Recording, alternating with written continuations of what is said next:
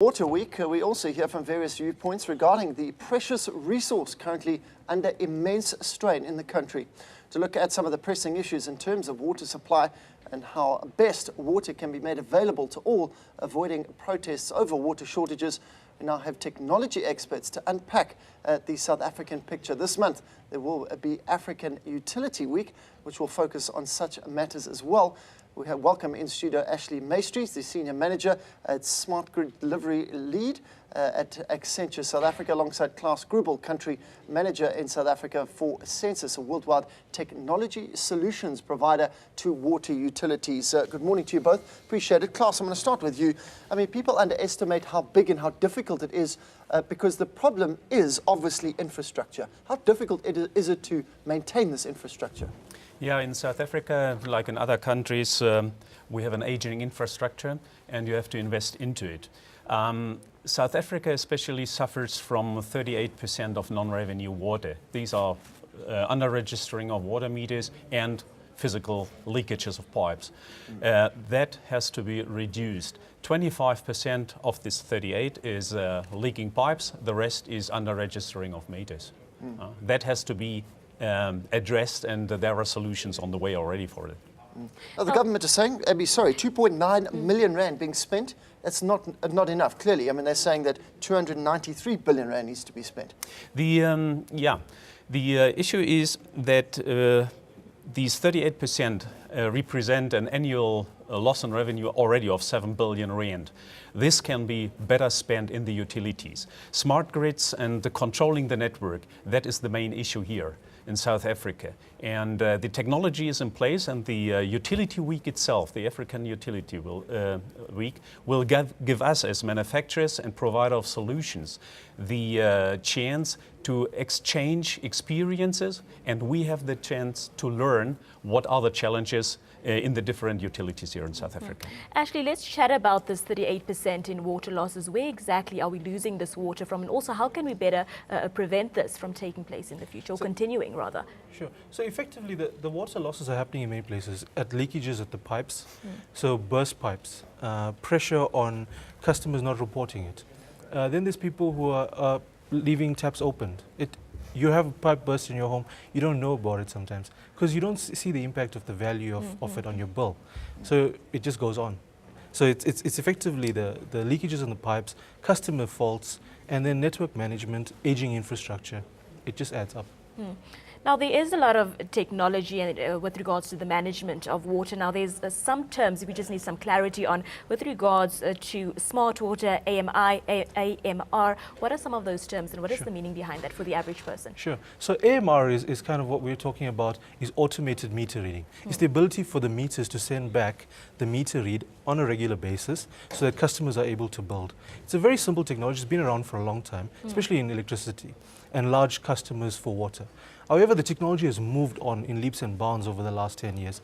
Now we're talking about advanced metering infrastructure, or AMI. In this space, it's two-way communication between the meter, effectively the customer, and the utility. So you're able to send messages back and forth. What that means is if somebody tampers with that meter, the utility will now be aware of it. Similarly, if the customer wants to be told of certain messages like your bill is in arrears, you can send a message to the customer directly through this infrastructure. I mean, actually, how close are we in terms of a crisis? I mean, providing water is another issue, but for where water is being provided, how close are we to those taps running dry? So we're just away from the next drought. The next drought could push us into a situation where we need to manage water a lot better. The difficulty is, how can we manage if we don't have visibility into the network? And having the technology in place with companies like Sensis, etc., in the market providing those solutions, you're able to have a better understanding of what's happening on your network. You can then know exactly where those leaks are, know where those pipe bursts are, and then you can target it by getting them fixed to the right places. You can also manage it with control pressures. By reducing the pressures maybe in the evening or the night at certain areas, you can actually save the network and save the water. Now, Klaus, we chatted a little bit about meters and smart meters, but what sort of responsibility does the consumer have to make sure that their meter is in order, and what sort of tips and tricks are there that you can probably give someone living at home to better save water and conserve water better? The most important thing is to the right sizing of the meter. Okay. It is not a unique issue here in South Africa that meters normally get oversized. That is a thing we see all over the world. That is one thing, but that is more the responsibility of the utility side, because they decide what meters go in. On the consumer side, first is that people understand a simple fact. Water is the most important resource on our earth. If we look into the use of water, it is for granted. And in many cases, it's free. If something is free, then it has no value. Looking into homes, what we see is an issue with the dripping taps. Even slow drips, for example, when it goes down, drip, drip, drip, that is 20 liters per day, minimum. Some up to 30 liters. That is waste of water, normally not detected by the old mechanical water meters because this flow is too small. This awareness has to be brought to the people. And my experience worldwide is the more water cost, the more the people use water consciously, and they report leaks. That is also something that is very important. Here in South Africa, a lot of meters are installed above ground. How many meters you have seen already leaking when you drive along a street? For days sometimes. That is not reported to the utility. That is only one place, and you can imagine if you add up all the leakages what are visible, you could save a lot of water. And to get the pressure from the utilities regarding the stability of the network. Network has to be controlled and managed. You can only control and manage something what you measure. It begins at the home or at a commercial meter where people take care of it. Ashley, we chatted to Dr. Anthony Turton yesterday. He's a water specialist, and he puts a lot of the blame on government. Do you agree with that they haven't done enough to maintain an aging infrastructure, the likes that we've seen at Eskom, a similar situation at water level? So it's complicated because on the one side you're trying to enable new customers and build infrastructure for new customers who are in dire need of the water. And then on the other side, you've got the aging infrastructure, and it's about balancing that. And you find that you tend to need to give new customers water because it's a necessity, it's a basic need.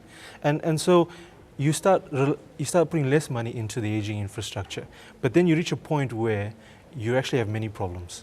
And we're coming close to that point, if not already there in South Africa. So the investment needs to switch, but at a cost, and somebody needs to pay. And so we need to look at new models in terms of how we can fund that. And we need to look at models that are more effective so that government and local municipalities can afford this. On that point, Ashley, do you think there is any link between the looming water crisis and the so-called electricity or energy crisis that we are having here in South Africa? Well, Eskom is a large consumer of water, one of the largest in South Africa. And we can say that there might be a link, but effectively water is a standalone. You know, we need to think about it as if you don't have electricity for 2 days, you get by. If you don't have water for 2 days, very hard. So it's about balancing that, and we need to invest. Indeed. Well, thank you to the both of you for joining us and speaking to us here on ANN7. That was Klaus Grubel as well as Ashley Maestri chatting to us about National Water Week. It kicked off yesterday, and National Water Day takes place on a Sunday. So yeah, just chatting to us about the conservation of water. Very interesting topic, and I think something that we all should take responsibility in, Pete, in making sure that we better conserve water as well. But let's take a look at what the roads are looking like this morning.